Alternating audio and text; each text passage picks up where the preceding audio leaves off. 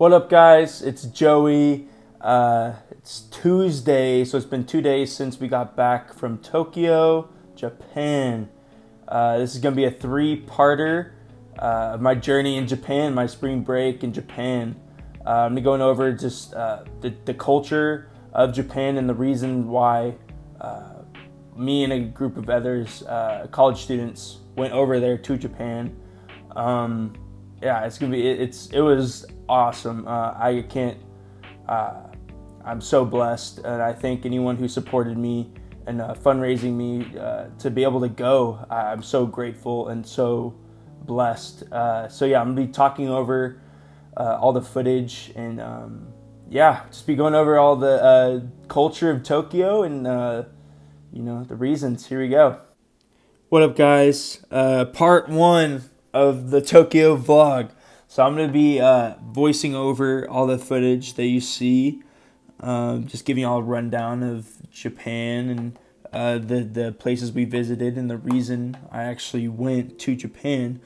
Back in September, maybe November, I'm part of this organization called STUMO, and they invited me and 6 other students to go with them to Tokyo to experience Tokyo and to see the long-term team over there, the missionaries over there, to see their lives and to see the truly lost culture of Japan.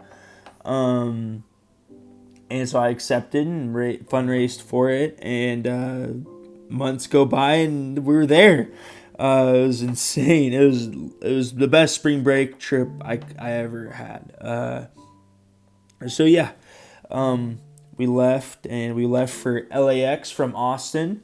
We stayed the night there, went to the beach, had a good time there, and then we hopped on a flight in the morning to go to Tokyo. It was a 12-hour flight from LAX, which was insane. Something I've never done before. I've only been on like 2 other flights since then, and nothing has ever even been close to that before. So that was insane to experience. The main reason for going to Japan is the sheer lostness that it is. When I say lost, I mean that they have never even heard of the gospel, never even heard of Jesus ever, are truly lost. They're following another god, another idol that isn't the one and only God. Japan is a country of about 127 million people, and most of the place isn't even livable, and so it's all condensed into this one area of Japan. And one of the biggest cities is Tokyo, which is where we were going, and it was insane. Japan is about 0.5% Christian. There are about 7,000 churches with an average congregation size of 35, which is just heartbreaking to see. There's on the screen. That's our flight we were doing. We're having to wear masks because they're just kind of scared about corona or something. We had to get actually tested to go there, and which was kind of scary because I didn't want to get a false positive, but it was negative, so we were able to go. Yeah, so there we go. We just landed right there. I was so excited. Look at me. Whoa. There we go in Japan. It is a 14-hour difference from my house, and so the AM was the PM for America, which was so crazy. But there we go. We're in immigrations, waiting in this line to get through. It was so long. I just wanted to go to sleep. I was so tired. Couldn't sleep on the plane. Very uncomfortable, but hey, it's all good. There's our team, 11 of us, including myself. all of us a part of Stumo, and then we're waiting to meet up with the A&M Stumo team as well. We're meeting up with the long-term team, and they were taking us through the city to go to our hotel in a place called Hatagaya, which is a little subdivision of Tokyo. Look, there's a McDonald's right there, KFC. I was like, dude, what the heck? There's us walking. We just got off a bus, and we're heading to a train. Hop on the train to go to Hatagaya. So that was a lot of fun to experience that for the first time. But a little thing about Japan is they're very introverted people, very to themselves, don't want to be very... they don't like to talk out. One of their sayings is to not be a blade of grass, to not stand out because you'll get cut, is their saying. Oh yeah, but look, this is the place we're staying at. This is our room. 4 guys in one room. There's the toilet, and a little bidet. Every toilet there had a bidet, which was super cool. Definitely gonna miss that. A lot of fun. Heated toilets, super fun. Everything was super crammed. Very small room, wasn't the biggest, but we made it work though. Look at the beds. Look at that. Little floor mats. Very traditional is what we were told. Not the most comfortable, but was manageable. It was just basically camping is how I saw it. It's like I was camping. But yeah, we finished that day. Woke up in the morning. Still pretty tired. Made some toast. This is the place. This is where we would meet up with everyone, and we would do our quiet times in that room as well. So that was a lot of fun. Get some coffee. Those little things are super good. It was peanut butter and Nutella, and you squirt it on your toast. So that was super tasty. But in the morning, me and a couple other guys went to the convenience store. In Tokyo, they call them konbinis, which is kind of a funny word. But yeah, I saw that. I thought that was really cool on our way to the konbini. But yeah, we walked to the konbinis, which are huge in Tokyo. I had actually some of the best food I've had in a convenience store, which is very surprising to say. But yeah, we're walking around just experiencing the town in the morning and just seeing all the cars and stuff and the different cars and just different stuff. That's a garbage truck. Garbage trucks are like miniature garbage trucks. Everything was just very miniature. There was no trucks or anything. There's our team. We're walking to our day 1 of training. We're heading to Shinjuku, I think, is what it was called. But yeah, we would walk, go on a train, go to the place, little towers, little buildings. That's the place we were going to for our first training. We were assigned this guy named Kevin, who's a long-term missionary. He has been in Tokyo for 5 years. He was previously in India for another 5 years. This dude has been killing it, missionarying for a lifetime, laboring for a lifetime. Super awesome dude. Is raising a family, has a kid in Tokyo, which is super cool. We went to Revolving Sushi with him. But yeah, day 1 we were walking to different sites to go pray over them. But we're just walking, look at all the buildings. Everything was super, super pretty, super cool to look at. I was just like a little child, basically. But our stop for stop 1 was a place called Tokyo Station, which you'll see in a little bit. This area is well-known as the business place of Tokyo. Looking around, you can tell this area has tall buildings filled with Japanese people who are working themselves to death. Japan has become famed for its intense work culture that has led many Japanese people to depression lifestyles with alcoholism and suicide due to the exhaustion working environment. Yeah, it's just so sad. It was super sad to see. But yeah, we just prayed over all those people. But yeah, we just prayed over all of them, and then we walked a little bit further down the street, and we were heading to our second stop of the day, which was Imperial Palace. Literally hopping a skip away from where we were before. But this place was insane. It was actually closed, which is kind of sad, but it's alright. The Tokyo Imperial Palace is a main residence of the Emperor of Japan.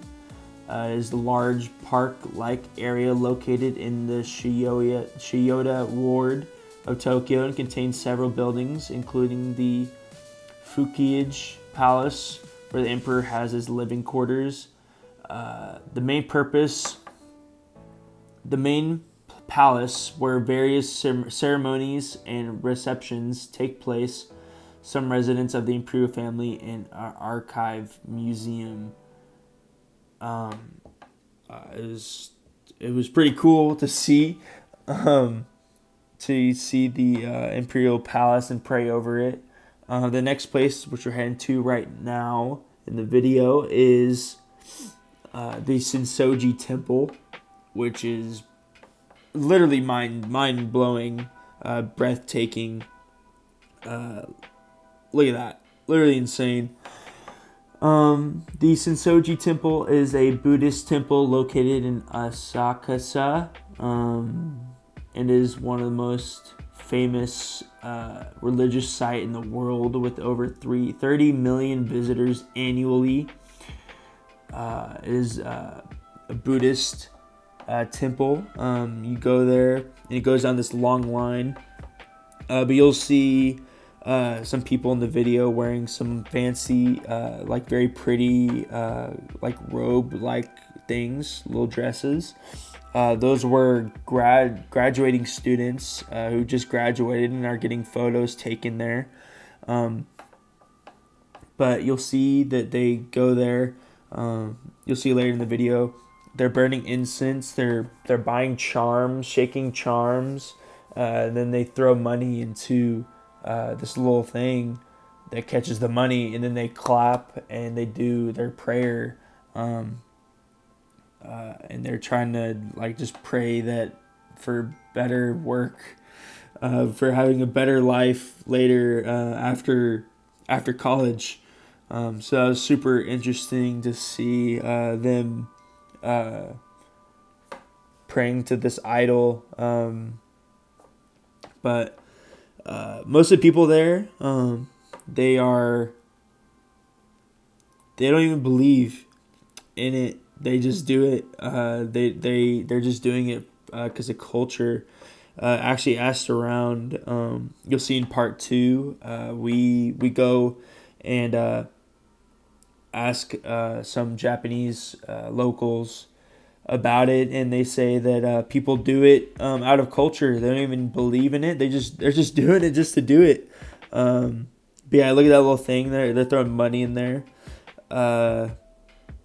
just praying for a better life.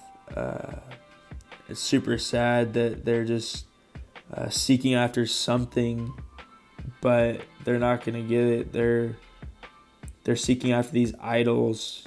So sad. Heartbreaking. But then we leave Kevin, and we're heading to meet up with the rest of our team. And we stopped by this crosswalk that was insane.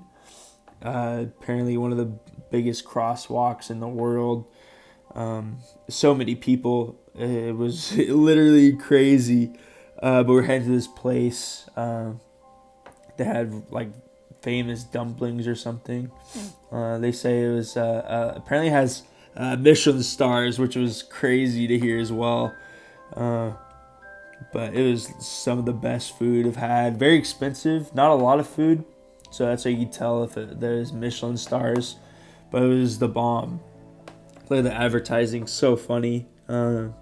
All the advertising there was just very in your face, very bright, very Japanese. Yeah, they're big into baseball. There, I think later. I think it's in the second or third part. Uh, we actually went to their like stadium that they had a lot of baseball at. The buildings are so tall. It's us with our team.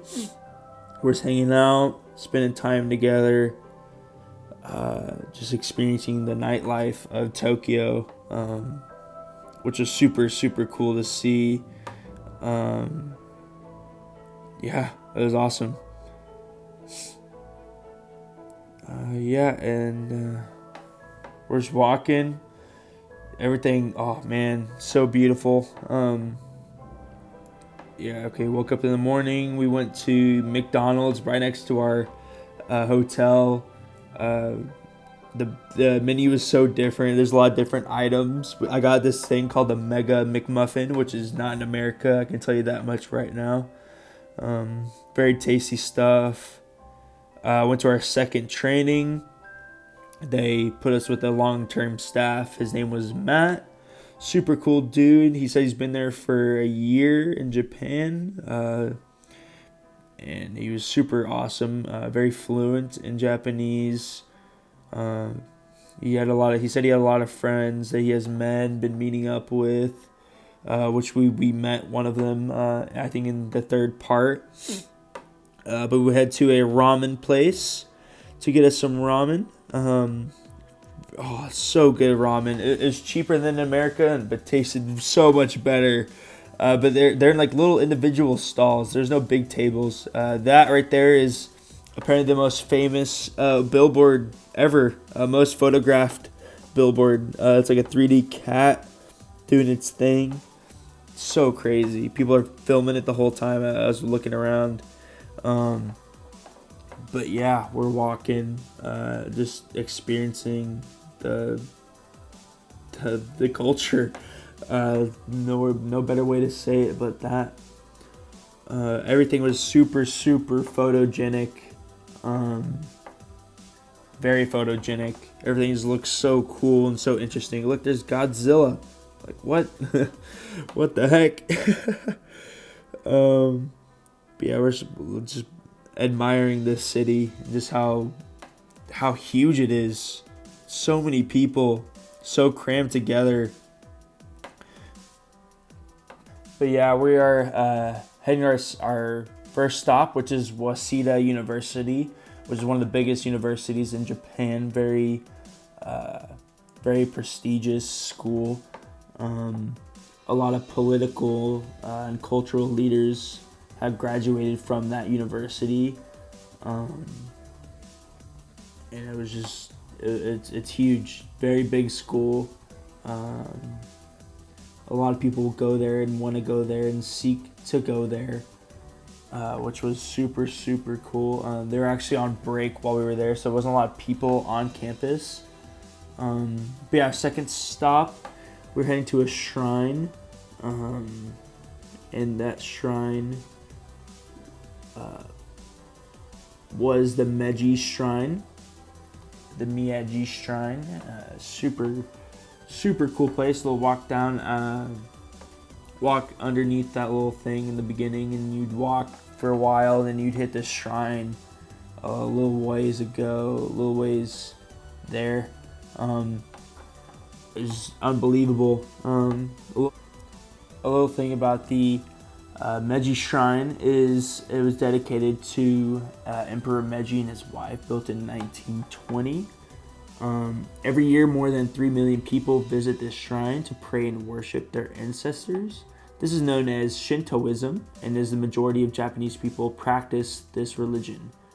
At the Meiji Shrine, you will see people bowing, clapping their hands, giving money offerings, and washing their hands. These are all part of the Shinto rituals. The Japanese people are primary concerns with the practical advantages of religion, so they will most likely be praying for guidance in school, work, relationships, etc. According to the Shinto beliefs, there are millions of kami, or gods, and many of them are defined ancestors.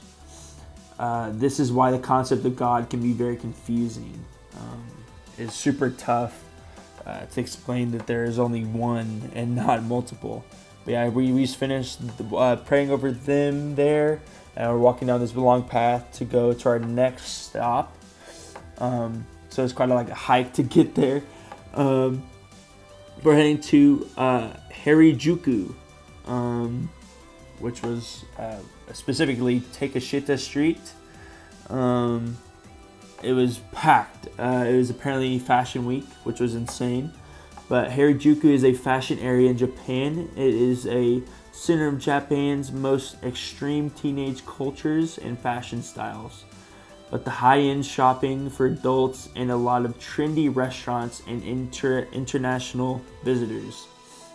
The focal point of Harajuku's teenage culture is Takeshita Street in Japan. The area is well known for its just about everyone, particularly fashion-conscious teenagers and young adults. Yeah, you just see it is insane, the amount of kids wearing all this very fashionable gear. But the next stop that we made was in Shibuya. Specifically, we were at this little park area. It was super cool to go there and to see all the people and to see all the different people in action. You see all the people wearing masks. You'll see that throughout the whole city. Funny enough, while we were there, they made a little. The government made a thing saying you don't need to wear masks anymore, but yet people are still wearing masks on that day. Super crazy. They just don't want to be looked at different because they are not wearing masks. So I don't know if they'll ever not wear a mask. But yeah, you see a couple people not wearing masks, but for the most part, they're wearing masks the whole time. Look, there's another Starbucks right there. It was insane. But we prayed over this area, prayed over Shibuya, and then we're heading to this place that had Shabu Shabu is what it's called. It's unlimited meats. You pay a price. You get unlimited meats the whole time. You swirl it around in some boiling soup. It was super, super good. But they had these little robots roaming around. Super crazy. Never seen this before in America. But yeah, guys, that's part 1. I'm going to be releasing part 2 and part 3 later to come. Got to edit that and add the voice over that. So yeah, part 1 done. See y'all in the next video. Leave a like and comment.